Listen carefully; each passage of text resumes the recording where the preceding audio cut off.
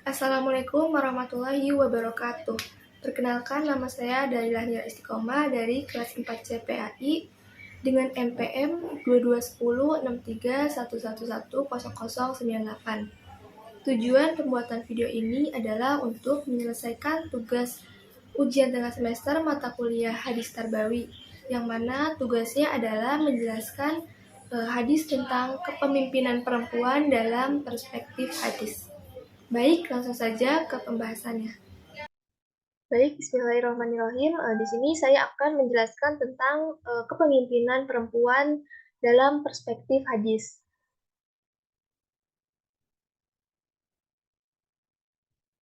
Nah, di sini ada penjelasan tentang kepemimpinan perempuan. Kepemimpinan perempuan dipengaruhi oleh bagaimana sejarah memandang peran gender, di mana kebanyakan masyarakat sekitar itu lebih mendukung pria gitu dalam hal kepemimpinan dibanding uh, perempuan gitu. Tapi meskipun sulit, ada juga beberapa kasus perempuan yang berhasil memimpin sebuah pemerintahan itu dengan baik meski menghadapi hambatan tersebut. Dengan begitu berarti menunjukkan bahwa kita itu harus mengakui potensi kepemimpinan perempuan dan bekerja untuk mengatasi rintangan yang membuat sulit bagi mereka untuk berpartisipasi dalam kekuasaan. Di sini ada hadis dan terjemah tentang kepemimpinan perempuan. Hadis itu berbunyi Bismillahirrahmanirrahim. Haddasana Utsman ibnu Al-Haisam, haddasana Aufun an Hasan an Abi Bakrah qala. Laqad nafa'anillah bi kalimatin sami'tuha min Rasulillahi alaihi wasallam.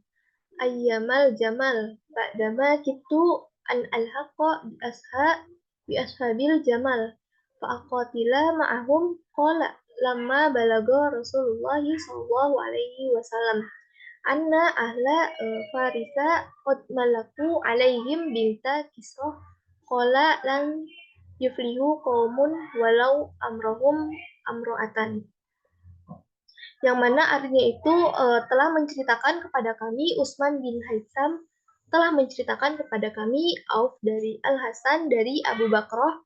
Dia berkata, sungguh Allah telah memberikan manfaat kepadaku dengan suatu kalimat yang pernah aku dengar dari Rasulullah, yaitu pada waktu Perang Jamal. Tatkala aku hampir bergabung dengan para penunggang unta, lalu aku ingin berperang bersama mereka. Lalu dia berkata, tatkala sampai kepada Rasulullah Shallallahu Alaihi Wasallam bahwa penduduk Persia telah dipimpin oleh seorang anak perempuan putri dari Raja Kisra. Nah, beliau bersabda bahwa suatu kaum itu tidak akan beruntung jika dipimpin oleh seorang wanita. Hadis riwayat Bukhari 603 dan 978. Nah, di sini ada rantai sanad hadis, yaitu hadis pemimpinan perempuan sebelumnya. Lalu Rasulullah SAW menyampaikan hadis ini kepada Nafi bin Harith As-Saqafi. Lalu Nafi bin Harith As-Saqafi menyampaikan hadis ini kepada Hasan bin Abi Hasan Yasar. Lalu Hasan bin Abi Hasan Yasar menyampaikan hadis ini kepada Auf bin Jamilah Al-Arabi. Lalu Utsman Auf bin Jamilah Al-Arabi menyampaikan hadis ini kepada Utsman bin Umar Al-Haitsam. Sehingga Imam Bukhari menyampaikan hadis kepemimpinan perempuan tersebut dari Utsman bin Umar Al-Haitsam. Nah, di sini ada penjelasan atau syarah dari hadis tersebut tentang kepemimpinan perempuan. Nah, sini hadis ini disampaikan oleh Nabi Shallallahu Alaihi Wasallam ketika beliau mendengar berita dari salah satu sahabat tentang pengangkatan seorang ratu di Persia yang bernama Buaran binti Sarawi bin Kisra. Buaran ini diangkat menjadi ratu karena semua saudara laki-lakinya itu terbunuh saat perang saudara gitu. Nah, perang saudaranya ini tuh tentang memperebutkan kekuasaan. Nah, sedangkan keluarga dari kerajaan Persia ini nggak rela gitu, nggak terima, nggak mau gitu jika kekuasaan di kerajaannya dia lepas dari keturunan raja-raja sebelumnya. Sehingga diangkatlah Ratu Buaran ini menjadi ratu di Persia. Dan peristiwa ini terjadi pada tahun 9 Hijriah. Sedangkan alasan periwayatan Abu Bakr terhadap hadis ini adalah peristiwa Perang Jamal, di mana Aisyah, Tolha, dan Zubair pergi ke Basrah untuk mengajak orang-orang sekitar guna menuntut kematian Utsman bin Affan kepada pemerintah yang sedang berkuasa saat itu, yaitu Ali bin Abi Thalib. Agar agar kedatangan Aisyah, Tolha, dan Zubair ini tuh untuk melaksanakan hukum kisos gitu terhadap pembunuh Utsman. Nah, Abu Bakar pun menolak terhadap untuk bergabung dengan gerakan pasukan Jamal. Pasukan Jamal itu yaitu pasukan unta ya, yang bertendensi dengan hadis yang ia dengar dari Rasulullah tersebut. Nah, hadisnya itu hadis yang sebelumnya itu hadis dari Bukhari.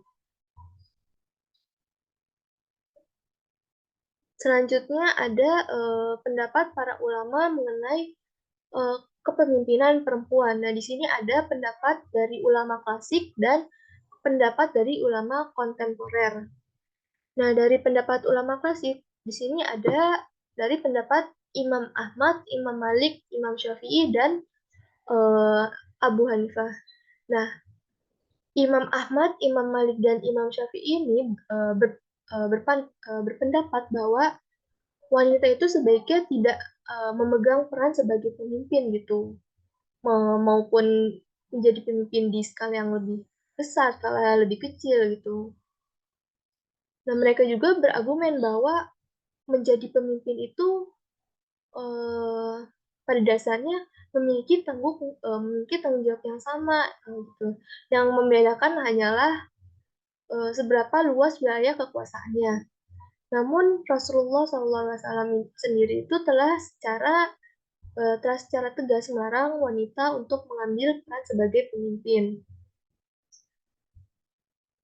Nah, sedangkan dari Abu Hanifah meyakini bahwa wanita itu memiliki kemampuan untuk menjadi hakim, yang berarti mereka dapat memutuskan perkara hukum dalam beberapa konteks.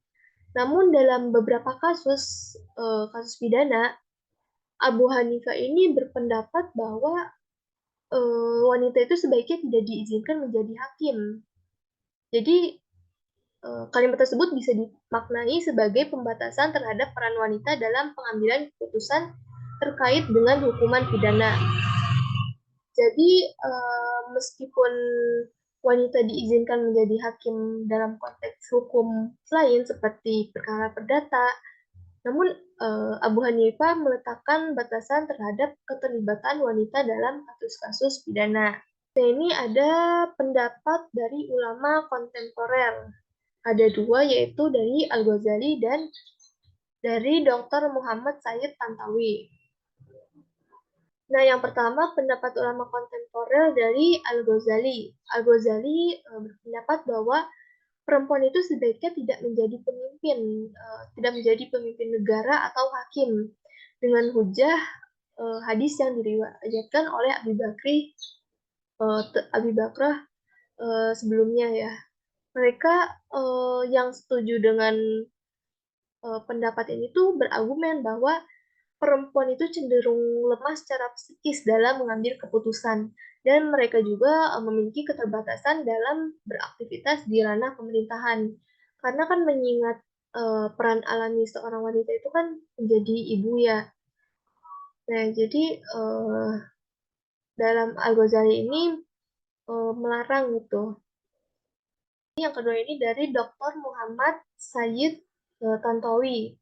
Yaitu beliau ini seorang Syekh Al-Azhar dan mufti besar Mesir.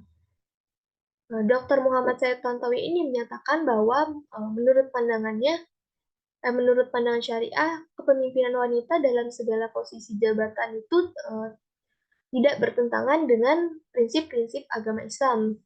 Berarti menurut beliau seorang wanita itu dapat menjabat sebagai kepala negara atau wilayah al-uzma atau dalam posisi jabatan apapun di bawahnya tanpa melanggar hukum Islam. Nah, jadi dari pendapat ulama klasik dari Imam Ahmad, Imam Maliki, Imam Syafi'i, dan Imam Hanafi, kemudian pendapat ulama kontemporer dari Al-Ghazali dan Muhammad Said, mereka itu berpendapat ada yang berpendapat bahwa pemimpin seorang wanita menjadi pemimpin itu diperbolehkan dan ada juga yang tidak dianjurkan gitu. Nah, selanjutnya ini ada nilai yang dapat dipetik dari hadis tentang kepemimpinan perempuan. Jadi hadis tentang kepemimpinan perempuan ini mengajarkan kita bahwa seorang pemimpin itu harus dipilih berdasarkan kemampuan dan kualifikasi. Jadi bukan hanya karena jenis gendernya saja gitu.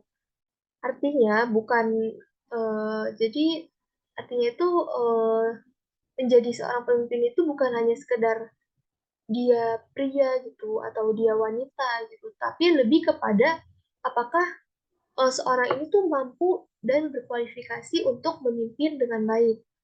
Nah, selain itu, kekuasaan seorang pemimpin itu seharusnya didasarkan pada kebijaksanaan, keadilan, dan integritas, bukan hanya karena dia itu seorang laki-laki atau perempuan. Nah, ini berarti bahwa sebuah kepemimpinan yang baik itu harus didasarkan pada moralitas dan etika, bukan hanya karena dia ini seorang laki-laki atau perempuan. Hadis ini juga uh, mengingatkan kita untuk mengingatkan kita bahwa penting untuk menghindari konflik yang tidak sesuai dengan ajaran agama Islam. Terakhir, hadis ini menegaskan bahwa keberuntungan atau keberhasilan suatu komunitas ini tidak hanya tergantung pada siapa yang memimpin gitu, tapi juga pada seberapa bijaksana dan adil dalam kepemimpinan tersebut. Gitu. Nah, yang terakhir ini ada kesimpulan dari hadis tentang kepemimpinan perempuan. Jadi kesimpulannya ini dalam hal kepemimpinan yang paling penting adalah kemampuan dan kualifikasi seseorang.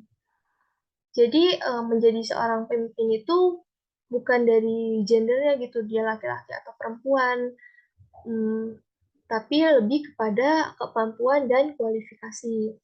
Meskipun ada pandangan yang menolak pemimpin perempuan berdasarkan hadis tersebut gitu yang telah disampaikan tersebut, bukan berarti perempuan itu tidak bisa menjadi pemimpin karena setiap orang itu mempunyai potensi yang berbeda. Jadi pemimpin yang harus dipilih itu yang berdasarkan pada kemampuan, keadilan, dan integritasnya. Karena dalam Kabupaten Karawang ini kan bupatinya dipimpin oleh seorang wanita, yaitu eh, Ibu Selika. Nah, berarti eh, dalam kepemimpinan beliau itu bisa gitu memimpin daerah Karawang dengan baik gitu. Jadi pemimpin yang baik itu bukan dari gendernya dia laki-laki atau perempuan, tapi kepada kualifikasi dan kemampuan dari seorang individu tersebut. Baik, mungkin sekian yang dapat saya sampaikan tentang hadis kepemimpinan perempuan berdasarkan perspektif hadis. Kurang lebihnya mohon dimaafkan. Wassalamualaikum warahmatullahi wabarakatuh.